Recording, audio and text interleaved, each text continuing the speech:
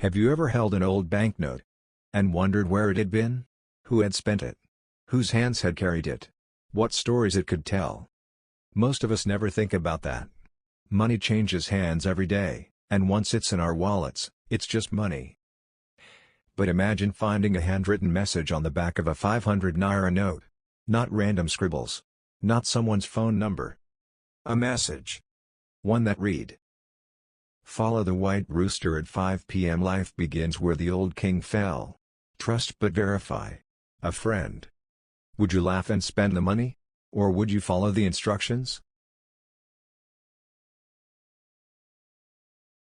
In 2003, one University of Ibadan student made a decision that would change the course of his life forever. Nigeria was still adjusting to civilian rule that year, and Ibadan was as busy as ever, Danfo buses rattling through the streets, Okada riders squeezing through impossible gaps in traffic, the smell of roasted corn and diesel drifting through the evening air. Among the thousands of students at the University of Ibadan was 20-year-old Coyote. Nothing about him stood out. He wasn't the loudest, or the smartest, or the most popular. He was simply a young man trying very hard not to disappoint the people who believed in him. His father had farmed cocoa outside of Abeokuta until age forced him to stop. His mother traded vegetables in the local market. Coyote shared a leaking room in Bodija with 3 other students. Most days he skipped breakfast, sometimes lunch too, not because he wanted to, but because he'd learned that when money is limited, you don't eat because you're hungry. You eat because you have to make tomorrow possible. One Monday morning, he joined the long queue at the only ATM near campus. By the time it was his turn, the machine had almost run dry. It dispensed a single 500 Naira note, then flashed, temporarily unable to process further transactions. Coyote sighed and folded the note without looking at it. Then something caught his eye, writing on the back, careful and deliberate. He turned it over. "Follow the white rooster at 5 p.m. Life begins where the old king fell. Trust but verify. A friend." No signature. No date. He chuckled, people really have time, and slipped it into his wallet, expecting to forget about it by lunch.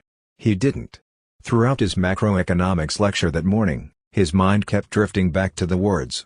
White rooster, where? Old king, a statue, a nickname, a forgotten place? And why end with trust but verify, as if the writer expected the reader to be suspicious? That evening, instead of an Okada, he squeezed onto a crowded Mali bus and sat beside an elderly man carrying a bag of books. After a few quiet minutes, the man asked what he studied.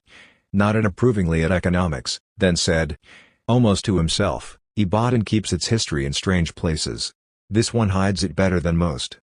Before stepping off at the next stop, he turned back and added, without explanation, "If you're ever looking for old stories, ask the people who feed birds." Then he vanished into the crowd. 2 strange references in one day, one written, one spoken by a stranger.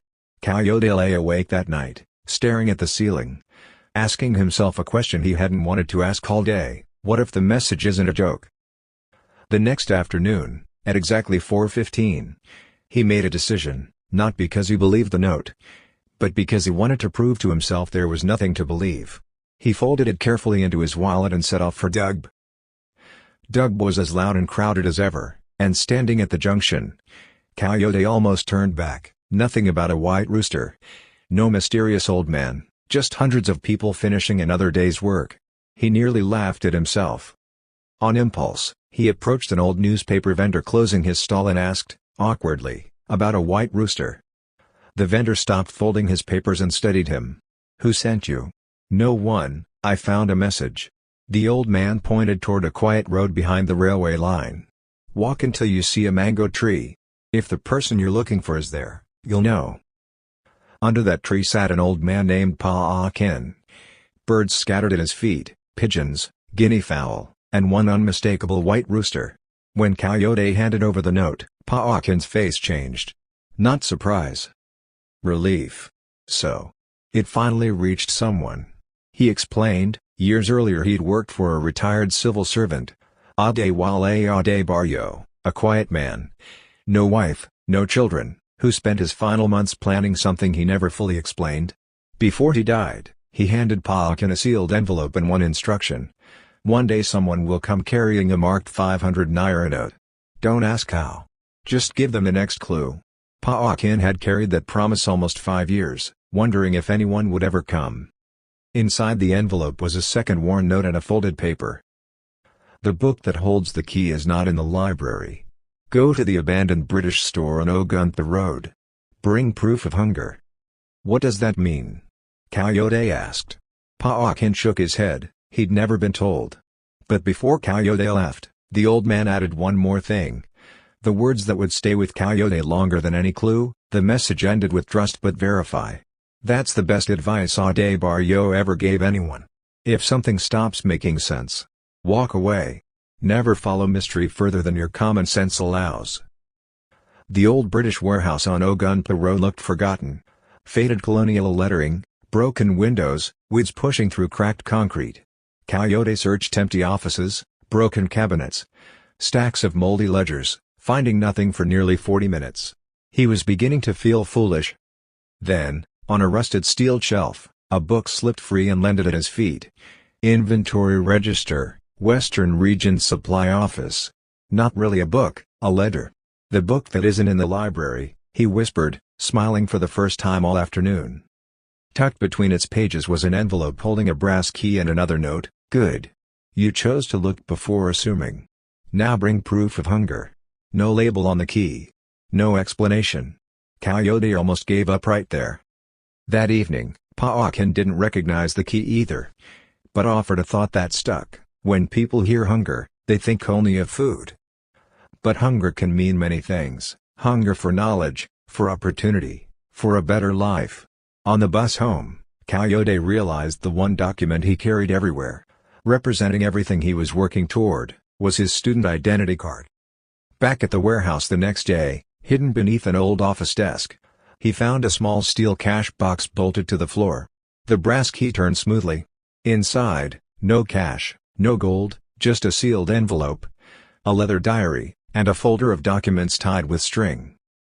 The diary belonged to Adewale Adebayo. Ordinary entries about expenses, investments, and loneliness in retirement.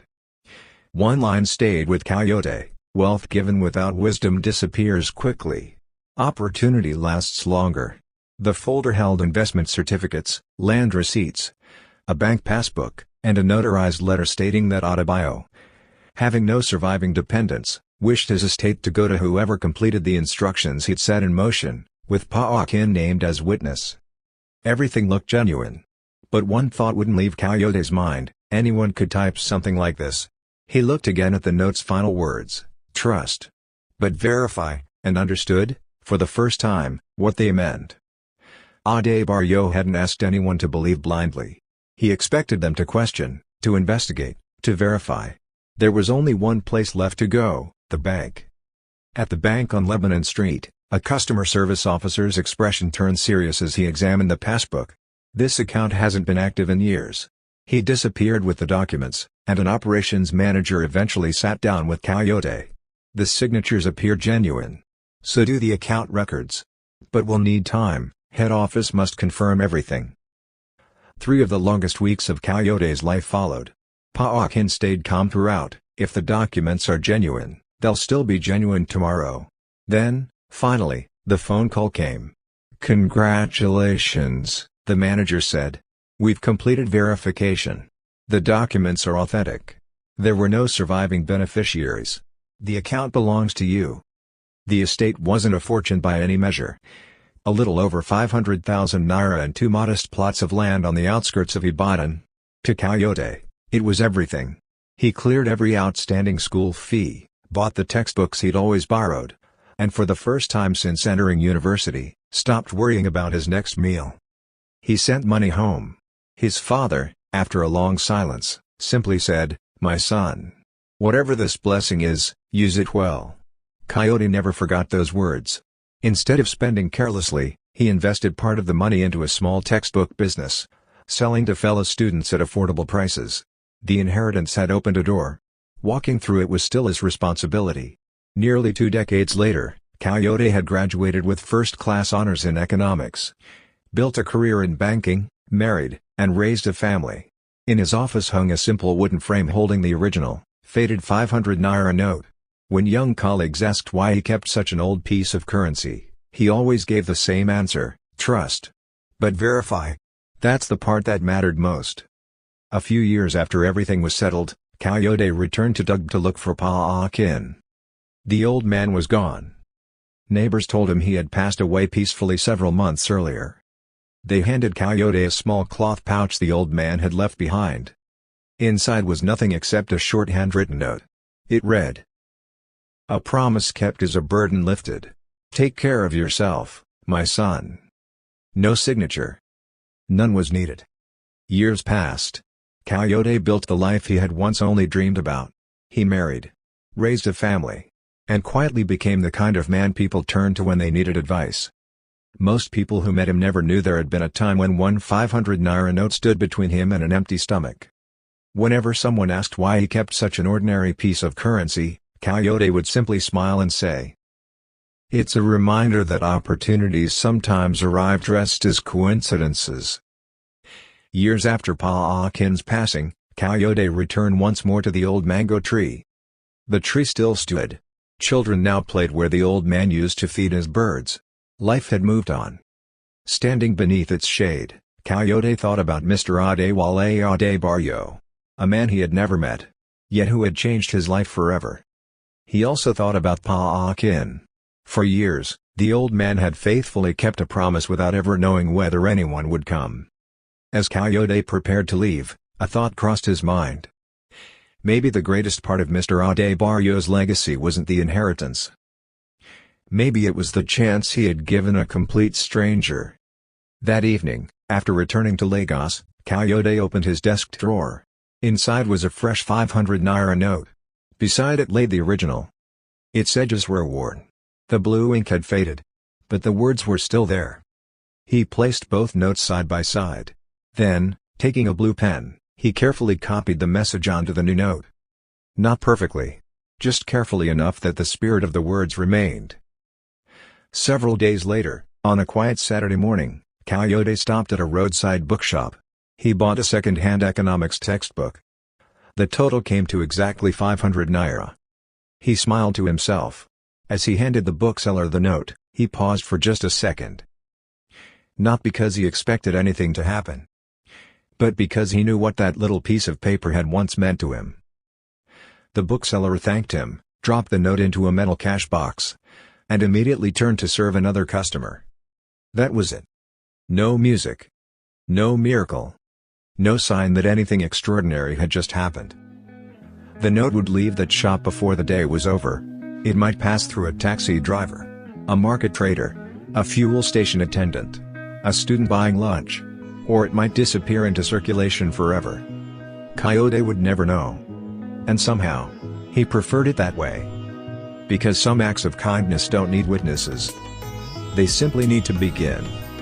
And somewhere in Nigeria, perhaps folded inside someone's wallet, or resting unnoticed in the drawer of an old shop, a worn 500 Naira note was quietly making its way from one hand to another. Waiting. Not for the richest person. Not for the luckiest. But for someone curious enough to stop, turn it over, and read 12 handwritten words that just might change a life. Thank you for listening. If this story touched you, let us know in the comments which part stayed with you the most. Don't forget to like, subscribe, and share this with someone who needs to hear it. Thank you, story keepers. Until next time, there's always one more story.